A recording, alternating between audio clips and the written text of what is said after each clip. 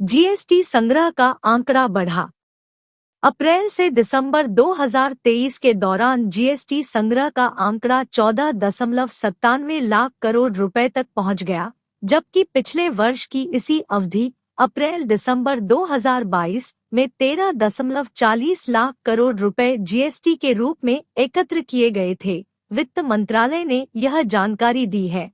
अप्रैल दिसंबर 2023 की अवधि के दौरान सकल जीएसटी संग्रह में साल दर साल आधार पर 12% की जोरदार वृद्धि देखी गई। इस दौरान जीएसटी संग्रह का आंकड़ा 14.97 लाख करोड़ रुपए तक पहुंच गया, जबकि पिछले वर्ष की इसी अवधि अप्रैल दिसंबर 2022 में 13.40 लाख करोड़ रुपए जीएसटी के रूप में एकत्र किए गए थे। वित्त मंत्रालय ने यह जानकारी दी है। भारत के माल और सेवा कर राजस्व में वार्षिक आधार पर वृद्धि जारी रही, लेकिन यह दिसंबर में 3 महीने के निचले स्तर पर आ गया। देश का जीएसटी संग्रह दिसंबर में 10.28% बढ़कर 1.65 लाख करोड़ रुपए पर पहुंच गया। दिसंबर 2022 में वस्तु व सेवा कर जीएसटी संग्रह करीब 1.50 लाख करोड़ रुपए था।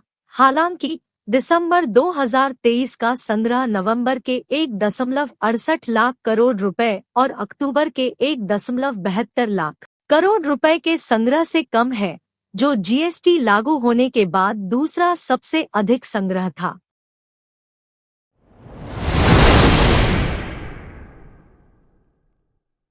कश्मीर से कन्याकुमारी तक ऐसे जलेगी श्रीराम ज्योति।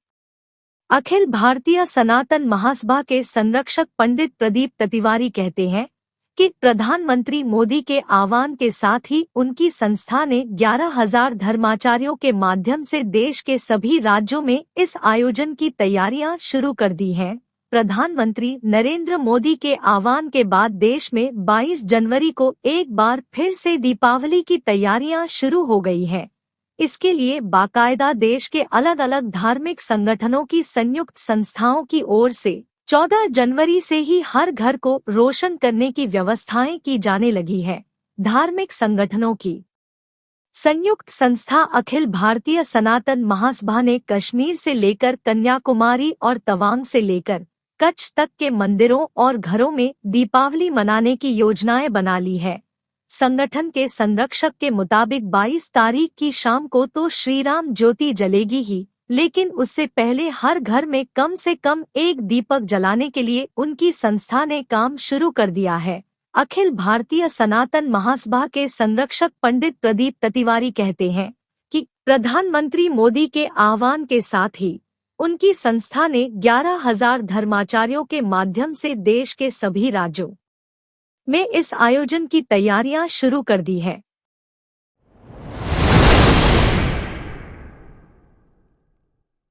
विमान ईंधन की कीमत में 4% की कटौती। राष्ट्रीय राजधानी में 19 किलोग्राम के कमर्शियल एलपीजी सिलेंडर की कीमत अब 1,755 रुपए और मुंबई में 1,708 रुपए होगी। इससे पहले 22 दिसंबर को सिलेंडर की कीमत में 39 रुपए प्रति सिलेंडर की कटौती की गई थी। सरकार ने विमान ईंधन एटीएफ की कीमतों में सोमवार को लगातार तीसरे महीने 4% की कटौती की है। वहीं 19 किलोमीटर के वाणिज्यिक रसोई गैस एलपीजी सिलेंडर की कीमतों में 1.50 रुपए प्रति सिलेंडर की मामूली कटौती की गई है। हालांकि घरेलू रसोई में इस्तेमाल होने वाले 14.2 किलोग्राम के घरेलू रसोई गैस सिलेंडर की कीमत 903 रुपए प्रति सिलेंडर में कोई बदलाव नहीं किया गया है।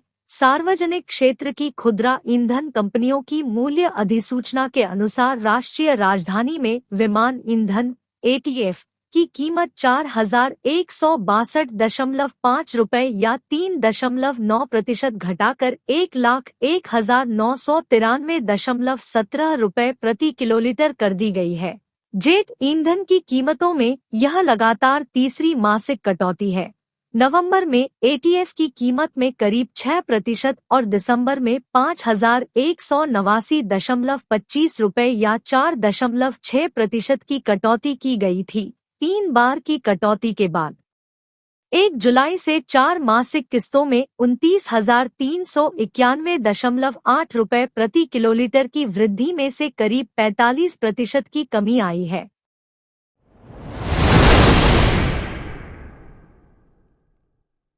गैंगस्टर गोल्डी बराड़ आतंकी घोषित। लॉरेंस बिश्नोई के खास गुर्गे गोल्डी बराड़ को केंद्र सरकार ने आतंकी घोषित कर दिया है। कनाडा में बैठा गोल्डी पंजाब में हत्या, रंगदारी और हथियार तस्करी में लिप्त है।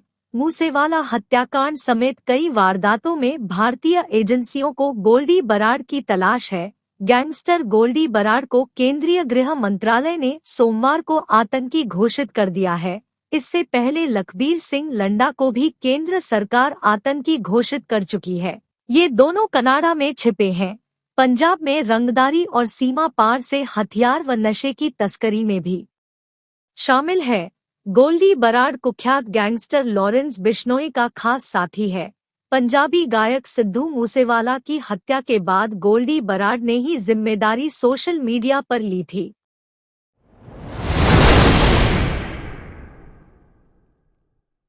नए कानून के खिलाफ रोडवेज का चक्का जाम। नए साल के पहले दिन सोमवार सुबह से ही लखनऊ समेत यूपी के सभी बस स्टेशनों पर ड्राइवरों ने बसों की हड़ताल कर दी। इससे पूरे प्रदेश में बसों का संचालन पूरी तरह ठप हो गया। नए सड़क दुर्घटना कानून के विरोध में नए साल के पहले दिन रोडवेज की अनुबंधित और निजी वाहनों के चालक हड़ताल पर चले गए हैं। इससे यूपी में सभी बसें खड़ी हो गई हैं। सुबह से ही रोडवेज परिसर में बसों का संचालन नहीं होने से यात्रियों की भीड़ लग गई। विभिन्न रूट पर बसों को लेकर निकलने में दोपहर 12 बजे तक बसों का संचालन नहीं हो सका। बसों का संचालन नहीं होने से बड़ी संख्या में इकट्ठा हुए यात्रियों को गंतव्य तक जाने के लिए काफी परेशानी का सामना करना पड़ा। दोपहर बाद कुछ रूटों पर एआरएम ने अनुबंधित बसों का संचालन करवाया। नए कानून के विरोध में सोमवार को रोडवेज की अनुबंधित और निजी बसों के चालकों के साथ ट्रक चालकों ने भी हड़ताल की।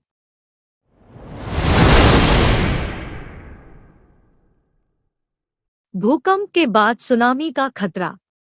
जापान में भूकंप के तगड़े झटके लगने के बाद हजारों की संख्या में आबादी प्रभावित हुई है।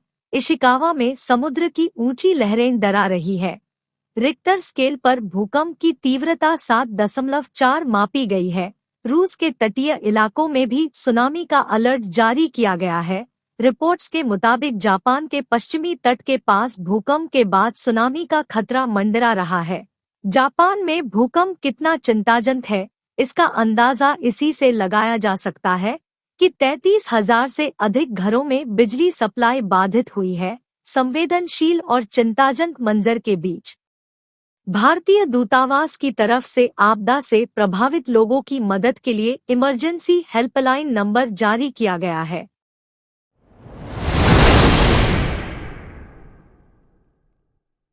दस राज्यों में फैला संक्रमण, देश भर में अब तक 196 मामले।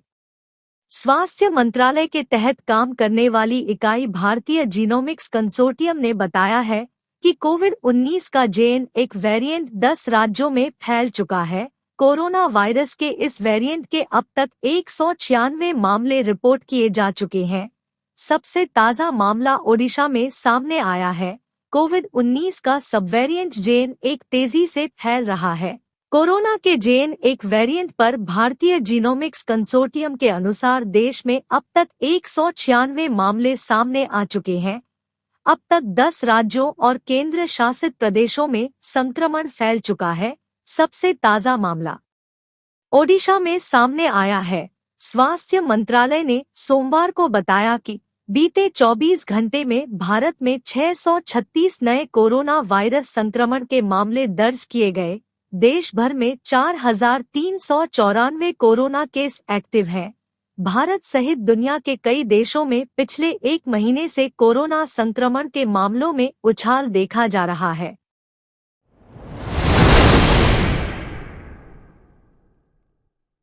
भारत और पाकिस्तान ने परमाणु ठिकानों की सूची का किया आदान प्रदान।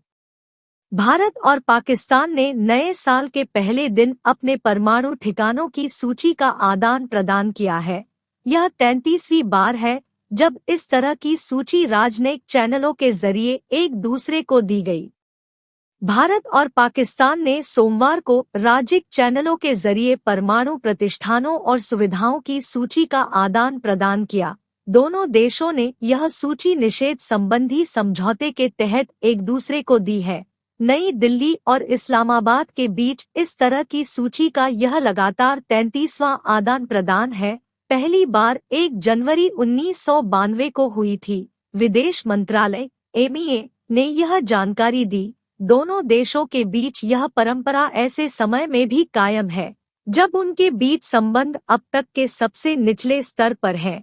पाकिस्तान स्थित आतंकवादी संगठन लश्कर-ए-तैयबा (LTT) के आतंकियों ने 2008 के मुंबई पर हमला किया था, जिसके बाद से भारत और पाकिस्तान के बीच कोई औपचारिक वार्ता नहीं हुई है।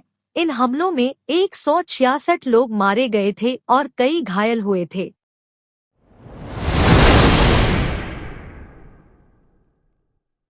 ओंकारेश्वर तीर्थ नगरी में रात्रि विश्राम के बाद प्रदेश के मुख्यमंत्री डॉक्टर मोहन यादव मोरटक का खेड़ी घाट पहुंचे और राजेश्वरी माता मंदिर में पहुंचकर शीश नवाया और वहीं पूजा अर्चना की। वहीं मुख्यमंत्री डॉक्टर मोहन यादव ने RSS कार्यकर्ता और बीजेपी के कार्यकर्ताओं के साथ बैठक कर आगामी लोकसभा चुनाव को लेकर चर्चाएं भी की।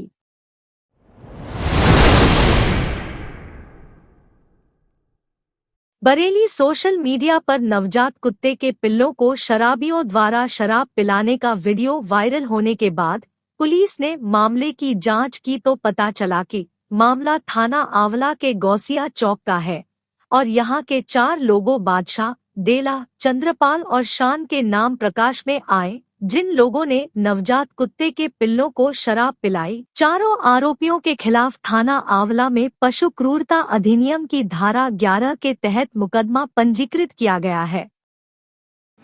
आज दिनांक 31/12/2023 को थाना आंवला जिला बरेली के मोहल्ला गौसिया चौक के कुछ लोगों द्वारा नवजात पिल्लों को प्रताड़ित कर उनको शराब पिलाने की सूचना सोशल मीडिया के माध्यम से प्राप्त हुई थी, जिस पर तत्काल प्रकरण का संज्ञान लेते हुए संबंधित के खिलाफ नियमानुसार आवश्यक विधिक कार्यवाही की जा रही है।